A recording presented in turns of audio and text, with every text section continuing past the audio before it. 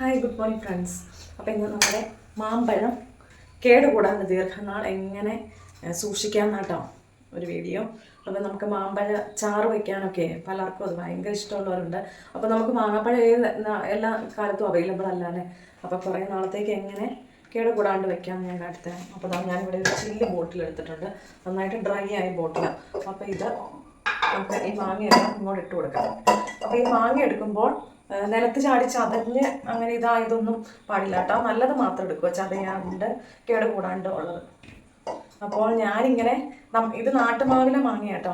അപ്പം ഞാനിതുപോലെ നമ്മുടെ നാട്ടുമാവ് ഒന്നരാടാണ് കായ്ക്കണേ. അപ്പം ഞാൻ ഇതിനു മുമ്പ് കഴിഞ്ഞ കൊല്ലമല്ല, കഴിഞ്ഞതിൻ്റെ മുമ്പിലത്തെ കൊല്ലം എടുത്തു വെച്ചത്.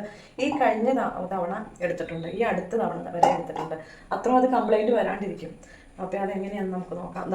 ഇത്ര ആവശ്യത്തിനുള്ള മാങ്ങാപ്പഴമായി. അപ്പം ഇത് മാങ്ങാപ്പഴം നന്നായിട്ട് കഴുകി തുടച്ചെടുക്കണം കേട്ടോ, അല്പം പോലും വെള്ളം പാടില്ല. അപ്പം അങ്ങനെ ഞാൻ തുടച്ചെടുത്തിട്ടുണ്ട്. ഇനി നമുക്കിതിലേക്ക് കല്ലുപ്പ് നന്നായിട്ട് ചേർത്ത് കൊടുക്കണം കേട്ടോ.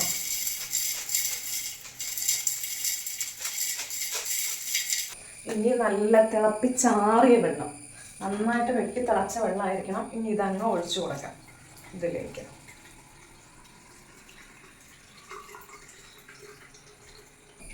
അപ്പം ഞാൻ വെള്ളമൊക്കെ ഒഴിച്ചതാ. മാങ്ങയുടെ മേളിൽ നിൽക്കാൻ പാകത്തിന് വെള്ളം ഒഴിക്കണം കേട്ടോ, എന്നാലാണ് മാങ്ങ ചീത്തയായി പോകില്ലാത്തത്. ഈ മാങ്ങ നമുക്കെടുത്തേ പഴമായിട്ട് തിന്നാൻ പറ്റില്ല, കാരണം ഉപ്പൊക്കെ ഇട്ടില്ലേ, നല്ല ഉപ്പായിരിക്കണം. അപ്പം കറിക്ക് ഉപ്പിടാണ്ട് ഈ മാങ്ങയുടെ ഉപ്പ് തന്നെ ഓക്കെ ആയിക്കോളൂ കേട്ടോ. അപ്പം അങ്ങനെയാണ് എടുക്കാൻ പറ്റുള്ളൂ, യാതൊരു കുഴപ്പവും വരില്ല. തൊലി പോലും ഒരു കുഴപ്പവും വരില്ല കേട്ടോ. അപ്പം എല്ലാവരും ഇങ്ങനെയൊന്ന് ചെയ്ത് നോക്കട്ടോ. മാങ്ങാപ്പഴം ഇല്ലാണ്ടാവുമ്പോഴേ നമുക്ക് മാമ്പഴച്ചാറ് വയ്ക്കാനും അങ്ങനെയൊക്കെ ഒത്തിരി ഇഷ്ടമുള്ളവർ കാണുമല്ലോ. അപ്പോൾ അവർക്ക് ഒക്കെ ഇങ്ങനെ ചെയ്താൽ നല്ലതാണ്. അപ്പോൾ ഒന്ന് ട്രൈ ചെയ്ത് നോക്കട്ടോ.